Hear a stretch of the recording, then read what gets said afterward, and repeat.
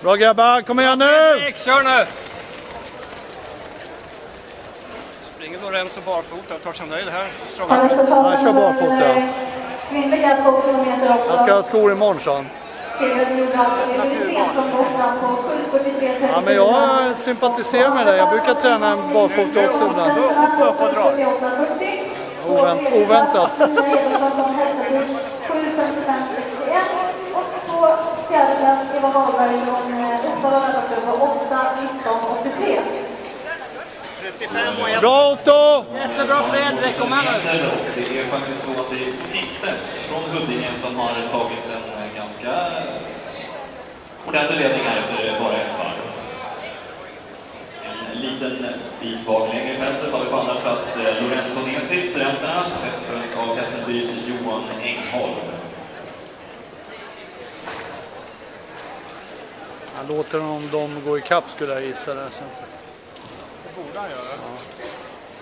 Notera även att Lorenzo Nesi med startande 12 springer barfota. Se bra ut. 38-0. Bra Otto, 38, det går lite långsamt. Tätar avståndet nu till Otto Pigstedt och lägger sig på en andra plats. Gunnar Durén ser vass ut också. Ganska samlat fält som är ute. Hoppas han hänger på där nu, Otto.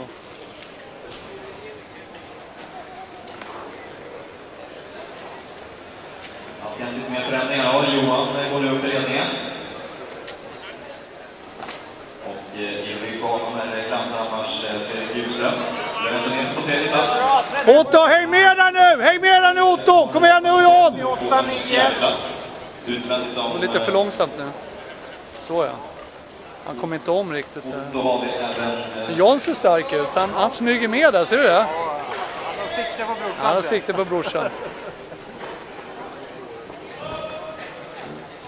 Möjligt att det går lite långsamt, men nu verkar som Johan ökar tempot här.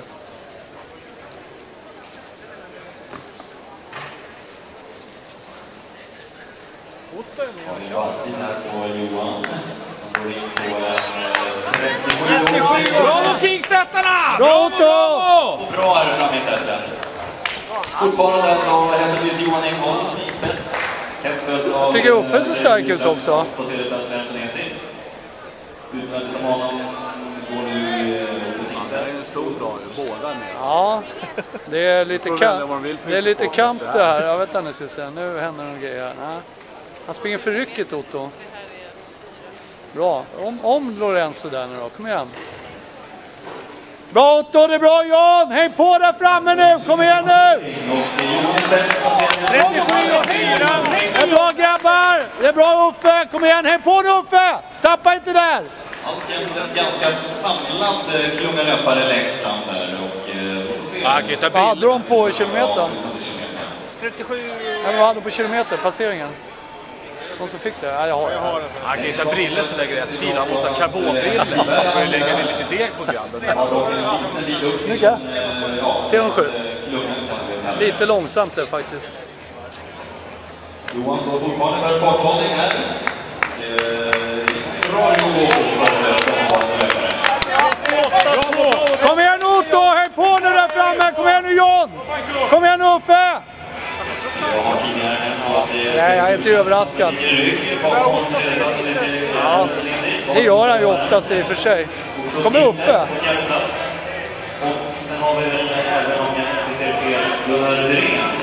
Gunnar Durén tror jag blir livsfarlig. Gunnar, han är en riktig smygare. Säger hans fru det också? Ja, absolut. Grabben är duktig också, väldigt duktig. Ja, bra Johan! Kom igen Otto! Jobba nu Otto! Också Huddinge löparen Ulf Eriksson. Jobba nu Otto! Kom igen nu John! Han vägrar släppa brorsan.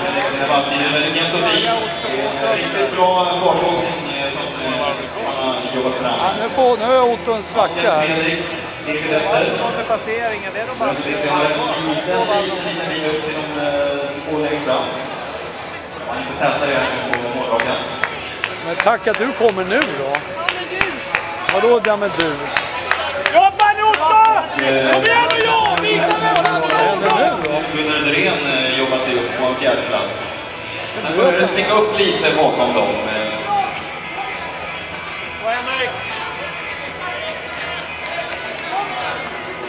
Vad händer nu då?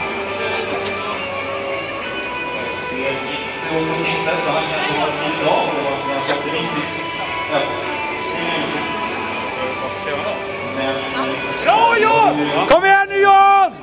Kör nu sista! Kom igen nu John! Kör nu! Kör nu John! Sista varvet! Kom igen nu! Ja, snart bara en Ja, det var jag sa med Gunnar Dyrén. Vilken spurt han hade. Och det ser ju ut att bli Gunnar Dyrén. Hästen som tar en seger. Jag själv har gjort ett väldigt intressant lopp och successivt avancerat i fältet. Tillsammans Fredrik Wikström som tar några... En nu! Ja, nej, bra John! Bra Uffe!